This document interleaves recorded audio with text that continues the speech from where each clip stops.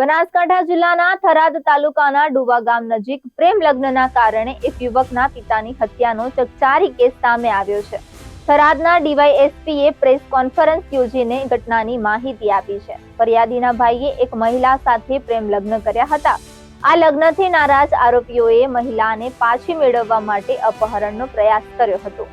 આરોપીઓએ ફરિયાદી અને તેના પરિવારના સભ્યો જે વાહનમાં મુસાફરી કરી રહ્યા હતા તેમાં જાણે જોઈને પોતાનું વાહન અથડાવ્યું હતું. આ અથડામણમાં કારણે વાહન પલટી ગયું હતું. ત્યારબાદ આરોપીઓએ વાહનમાં સવાર લોકો પર હુમલો કર્યો હતો. આ હુમલામાં ફરિયાદીના પિતાને માથામાં ગંભીર ઈજા થઈ હતી.